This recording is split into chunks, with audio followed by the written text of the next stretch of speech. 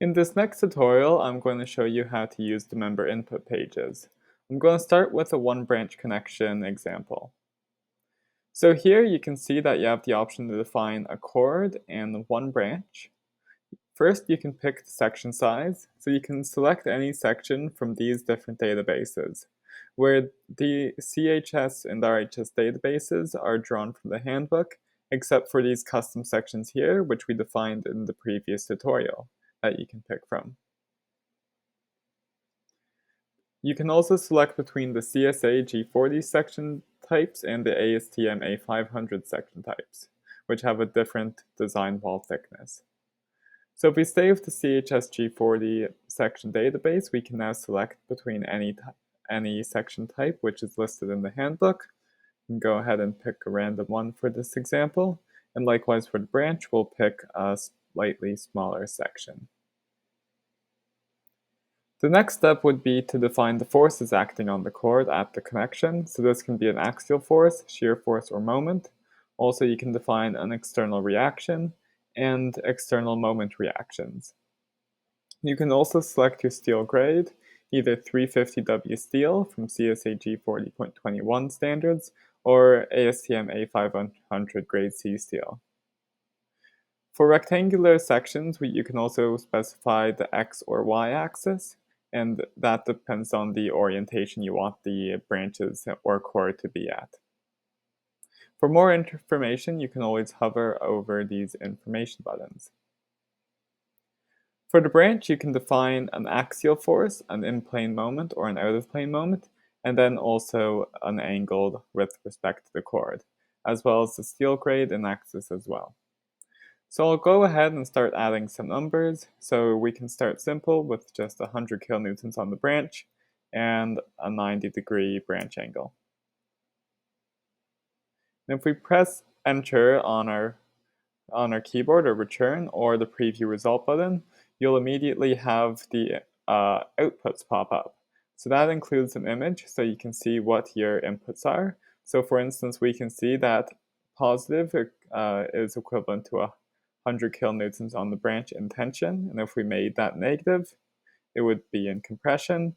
And we have some of our results on the right side, where it's telling us there's one Y connection. It gives us a list of any errors and warnings, and then also the final utilization ratio of the connection.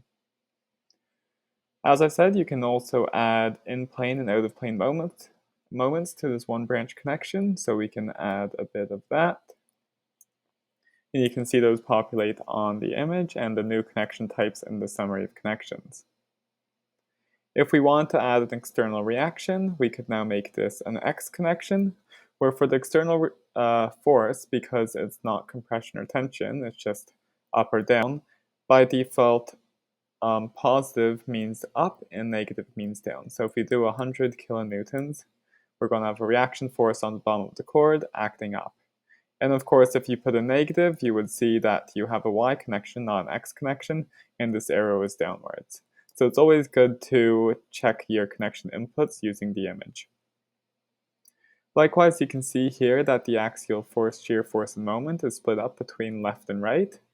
So if you add a force to the left side, that adds it to the left side of the chord, and then to put this in equilibrium, add it to the right side of the chord.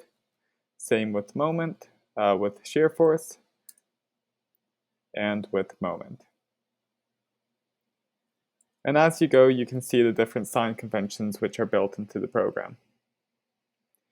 You'll see here that the angle is a global angle with respect to the chord. So if we do 90 degrees, it's on top of the chord. If we do negative 90 degrees, it flips down onto the bottom of the chord. Likewise, we could have also done 270 degrees, and it stays on the bottom of the chord. So that means when we define our angle, we have to think of it not as an acute angle. Another thing about defining the angle is as you enter an angle, you can see now we have a bunch of warnings saying that this connection is not in equilibrium. You can also see that another error that it must be at 90 degrees. That's because of the out-of-plane moment. So we can go ahead and remove that for now, because this program only handles out-of-plane moment for branches at 90 degrees. But when defining a connection, you need it to be in horizontal equilibrium. So we could play with these inputs here by hand and make it in equilibrium. There we go. Or if you don't want to have to do that math, you can also assign one side as pinned. So if we said the left side is pinned, it automatically will calculate the axial force resistance to put this connection in equilibrium. And now we can change the branch angle, and we have no problems with equilibrium. And as I said, this is a global angle, so if we change to 135 degrees, it rotates there. Same with 225 and 315. So you have to be careful with how you're putting the angle in. You also have the option to customize the steel grade. So right now we're using 350W steel. You could use ASTM A500 grade C steel.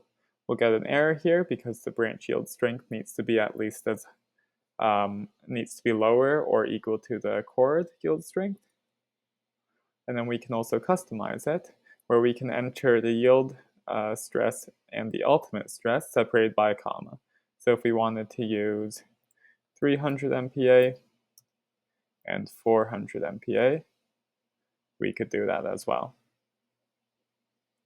Last but not least, for the one branch input page, I'm going to show you the orientation using the axis. So if we select some rectangular sizes, scroll down a bit more, just pick these, and there we go. All right, you can see how they're oriented in the images. So for the X orientation, it's by default the height of the section is greater than the width. And if we change that to the Y orientation, you can see that the connections rotate. There we go. Likewise for the branch. There. So the image will also update with the connection orientation, so you can check that everything is exactly how you would like to input it.